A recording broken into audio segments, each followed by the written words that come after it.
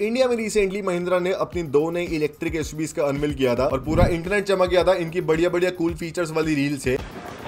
और इन दोनों electric SUVs में आपको 2 डिफरेंट बैटरी पैक के ऑप्शंस मिलते हैं, जो कि दोनों महिंद्रा खुद नहीं बनाते बल्कि एक चाइनीज कार मेकर BYD से सोर्स करते हैं, जो कि आज की डेट में इतना ज्यादा बड़ा हो गया कि पिछले साल इस ब्रांड की 4.25 मिलियन कार्स की सेल्स हुई है, जो कि इंडिया की पूरी कार इंडस्ट्री के बराबर है। अगर आप इंडिया के 2 बड़े कार मेकर टाटा और महिंद्रा की सेल्स को कंबाइन कर ले और इंटू 5 कर ले, तब भी इस ब्रांड की सेल्स के आसपास नहीं पहुंचने वाला, क्योंकि ये ब्रांड अपनी 20 डिफरेंट कार्स को बेचता है अपने 5 डिफरेंट सब ब्रांड्स के अंदर, जिसमें एक इस ब्रांड की 15 लाख वाली गाड़ी में आपको 1200 किलोमीटर की रेंज मिलती है। एक इस ब्रांड की गाड़ी में आपको इतना बढ़िया टर्निंग रेडियस मिलता है कि पैरेलल पार्किंग करते वक्त उसका पूरा पहिया घूम जाता है। एक इस ब्रांड की गाड़ी में आपको इतनी बढ़िया वाटर वेटिंग कैपेसिटी मिलती है कि लिटरली वो पानी के अंदर तैरने लग जाती है और एकदम टैंक की तरह 360 डिग्री टैंक टर्न मारती है। एक इस ब्रांड की गाड़ी में इतनी बड़ी सस्पेंशन है कि वो लिटरली जंप मार लेती है और 0 to 100 2 सेकंड के अंदर अंदर कर लेती है। और एक इस ब्रांड की गाड़ी में इतनी बढ़िया हाईटेक टेक्नोलॉजी है कि वो गाड़ी लिटरली नाचने लग जाती है। और जहां पे कुछ साल पहले एलन मस्क ने इनकी गाड़ियों के डिजाइन को बुरा बोला था, Warren Buffett owns 10% stake in that. Why do you laugh? BYD is trying to compete. Why do you laugh? Have you seen their car? आज ये ब्रांड के पास दुनिया की सबसे बड़ी फैक्ट्री है, जो कि 32,000 एकड़ के अंदर सिचुएटेड है और 10 सैन फ्रांसिस्को के साइज के बराबर है। और आज से 6 साल पहले जहाँ पे ब्रांड बैंकरप्ट होने वाला था, आज इस ब्रांड की मार्केट वैल्यूएशन फोर्ड, फोक्सवैगन और BMW को कंबाइन करके है। तो सोचने वाली बात है, how did BYD get so big? 40% of the EV market in China is owned by The BYD. company has now surpassed Tesla in terms of annual revenue. Who's the new king? China's BYD. तो BYD की शुरुआत होती है 1995 में, जब China की Wong शोंगफू notice करते हैं कि चाइना की बैटरी मार्केट या तो जापानीज मेकर सोनी और पैनासोनिक ने कैप्चर करी हुई है या तो कोरियन मेकर सैमसंग ने कैप्चर करी हुई है, और चाइना के पास खुद का कोई भी बड़ा बैटरी मेकर है नहीं। तो इन्होंने जापानीज बैटरीज को रिवर्स इंजीनियरिंग करना स्टार्ट करा और अपनी खुद की फैक्ट्री लगा दी। इनिशियली ये सिर्फ जापानीज बैटरीज की कॉपीकैट बना रहे थे सस्ते प्राइस में, पर आने वाले सालों में इन्होंने इनोवेशन करी और 2002 तक आते आते ये चाइना के सबसे बड़े बैटरी मेकर बन गए। पर इसके बाद बड़ा ट्विस्ट आता है 2003 में, जब चाइना की state owned car maker Xian Qinchuan bankrupt हो जाती है और BYD इस कंपनी को फुली एक्वायर कर लेते हैं। जब शेयर होल्डर्स को इसके बारे में पता चलता है तो शेयर ऑलमोस्ट 22% क्रैश हो जाता है। Mister Wang had something bigger in his mind. 2005 तक आते आते वो इस कंपनी की थोड़ी बहुत मैन्युफैक्चरिंग स्टाइल को अडॉप्ट करके पहली गाड़ी को लॉन्च करती है, जिसका नाम होता है BYD F3, जो कि एक तरह से टोयोटा कोरोला का एक चाइनीज वर्जन है, जो कि सिर्फ 8 लाख रुपए के प्राइस में लॉन्च हुआ था। इस गाड़ी के अंदर ना तो बढ़िया लुक्स थी, ना तो बढ़िया परफॉर्मेंस थी और ना बढ़िया टेक्नोलॉजी थी, इसलिए ऑलमोस्ट हर एक बंदे ने इस गाड़ी को बैश करा था। It's like a Hyundai kiddish. Made in China. Made in China.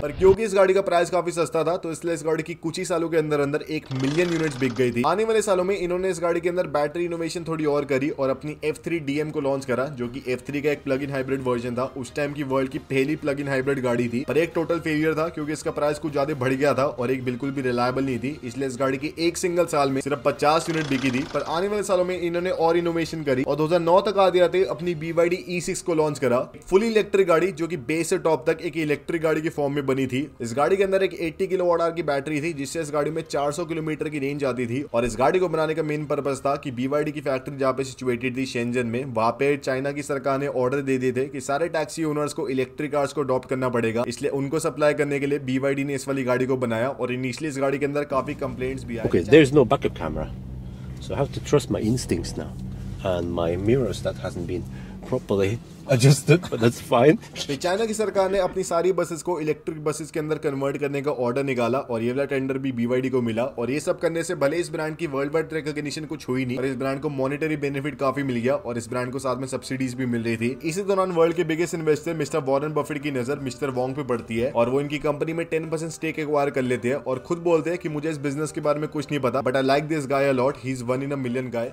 Wang Shangfu is an amazing guy. I'm impressed with him. The gentleman who runs BYD. Right. And my friend Charlie, who knows a lot more about batteries than I do, thinks that this guy is second coming more or less. इसके बाद इस brand ने थोड़े और बढ़िया growth करी और 2010-11 तक आते आते ये ब्रांड अपनी चाइना में सिर्फ 4.5 लाख गाड़ियां एक सिंगल साल में बेच रहा था। पर इसके आगे इन्हें मूव करना काफी मुश्किल हो रहा था, क्योंकि ना इनकी गाड़ियों में बढ़िया क्वालिटी थी, ना बढ़िया रेंज थी, ना बढ़िया टेक्नोलॉजी थी। I told you not to buy a BYD, but you insisted on getting one.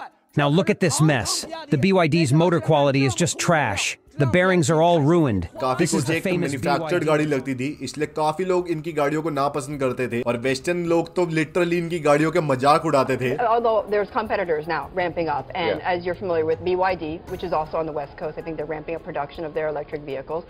Warren Buffett owns 10% stake in that. Why do you laugh? BYD is trying to compete. Why do you laugh? Have you seen their car?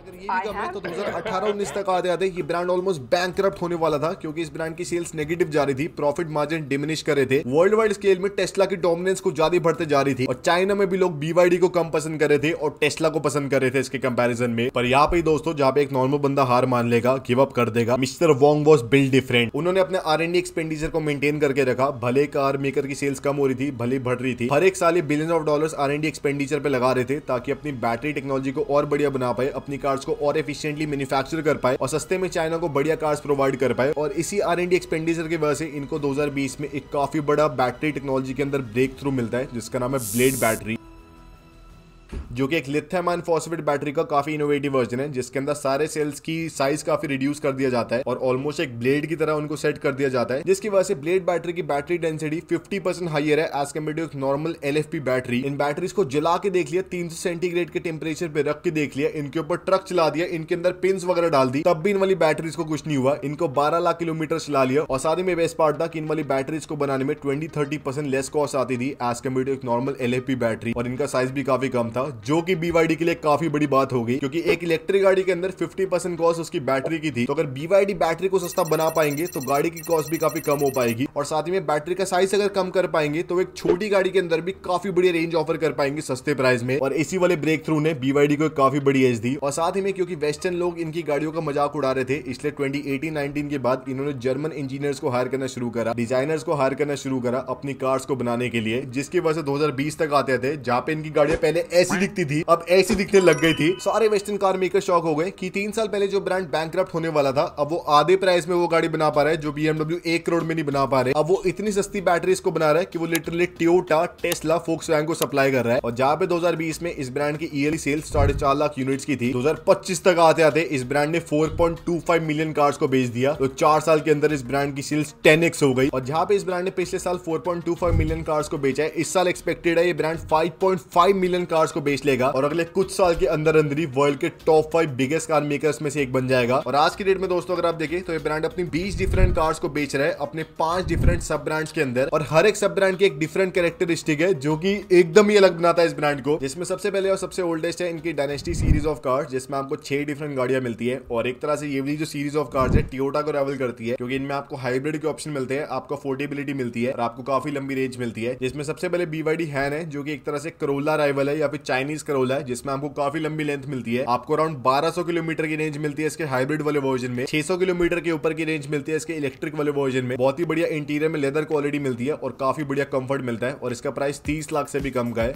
फिर BYD song इसका थोड़ा SUV वाला version है, जो कि एक तरह से आप चाइनीज RAV4 कह सकते हैं, और इसमें भी आपको बढ़िया सारा कुछ हाइब्रिड वाला सिस्टम मिलता है, काफी अच्छा आपको इंटीरियर मिलता है. फिर इनकी एक BYD शीन आती है जो कि 12 लाख के प्राइस में आपको 1200 किलोमीटर की रेंज ऑफर करती है हाइब्रिड वाले वर्जन में, और एक तरह से चाइनीज करोला है. और इसके SUV वाले वर्जन का नाम है BYD टैंक, जो कि एक तरह से चाइनीज करोला क्रॉस है. और एक BYD युआन भी है, जो कि इनकी एक एंट्री लेवल अफोर्डेबल हाइब्रिड गाड़ी है, जो कि आप एक तरह से टोयोटा की हैचबैक करोला से राइवल करा सकते हैं. फिर इसके बाद इनकी ओशन सीरीज ऑफ कार्स आती है, जो कि एक तरह से टेस्ला को राइवल करने के लिए बनी है. इन वाली कार्स में आपको फ्लूइडिक डिजाइन मिलता है, आपको हायर टेक्नोलॉजी मिलती है, आपको थोड़ी हाईटेक फीचर्स मिलती है, और जो थोड़े जेनजी और मॉडल लोग हैं उनको ये वाली कार्स टारगेट करती है. अभी ओशन वाली सीरीज में आपको 8 डिफरेंट गाड़ियां मिलती है. पहली है इनकी डॉल्फिन, जो कि एक एंट्री लेवल इलेक्ट्रिक गाड़ी है, हैचबैक टाइप है, जिसका प्राइस अराउंड 12 लाख के आसपास का है और आपको 500 किलोमीटर की रेंज मिलती है. फिर एक सीगल आती है, जो कि एकदम ही छोटी गाड़ी है और MG कॉमेट को राइवल करती है. एक सी लाइन आती है, जो कि हमारे इंडिया में रिसेंटली लॉन्च हुई है, जो कि सील का थोड़ा SUV वाला वर्जन है. फिर एक सी लाइन 7 है, जिसमें आपको 7 सीटें मिलती है. चार्क 6 नाम का पिकअप ट्रक है, जो कि थोड़े साउथ अफ्रीकन मार्केट वगैरह में बिक रहा है. एक फ्रिगेट 7 नाम की गाड़ी है, जो कि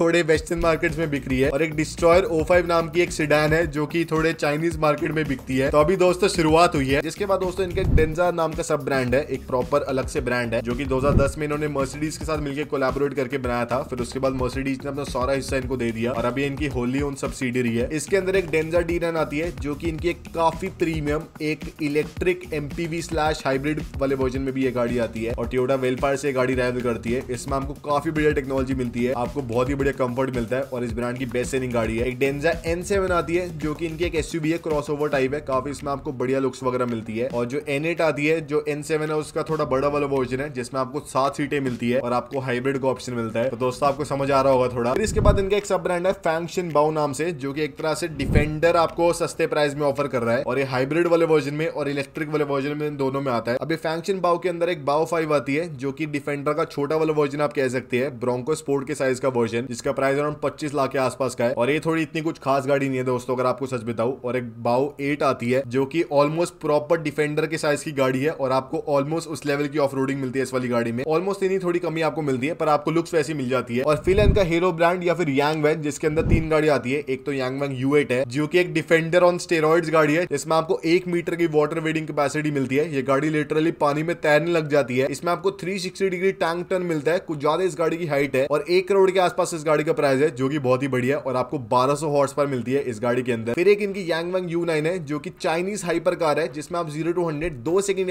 के आसपास कर सकते हैं। इस गाड़ी की इतनी बढ़िया सस्पेंशन है कि ये गाड़ी सिर्फ 3 पहियों के ऊपर ही चल सकती है, इसको चौथे पहिए की जरूरत ही नहीं है और ये गाड़ी लिटरली जंप मार लेती है और इसे डांस वांस कर लेती है जो कि कुछ ज्यादा बढ़िया पार्टी ट्रिक है। और एक इनकी अभी रिसेंटली U7 का भी अनवील हुआ था जो कि आप U9 का एक थोड़ा सेडान वाला वर्जन कह सकते हैं, जिसमें आपको 1000 हॉर्स पावर मिलती है और काफी बढ़िया आपको लग्जरी मिलती है और पोर्शा टेकान किलर है।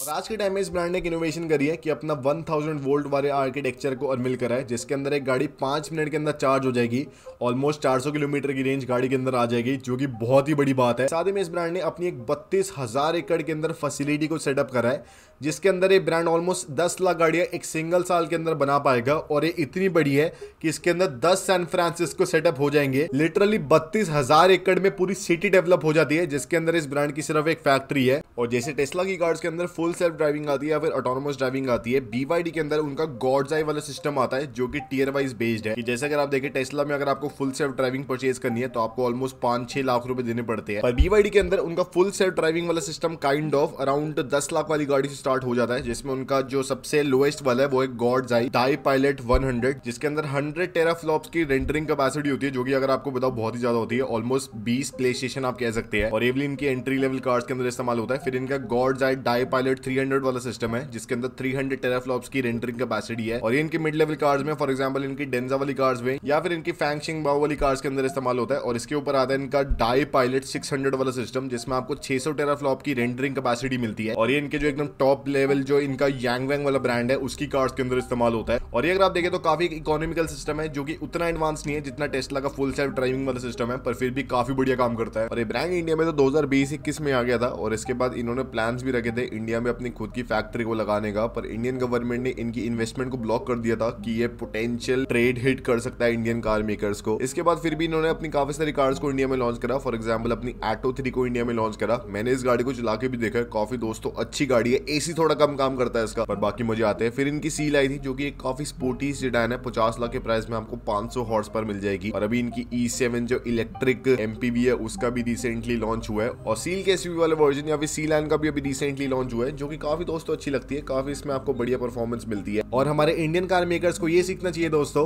कि they need to not just outsource their product but build their own products. और इसमें टाटा दोस्तों काफी बढ़िया इनिशिएटिव ले रही है और अपनी खुद की बैटरीज बना रही है।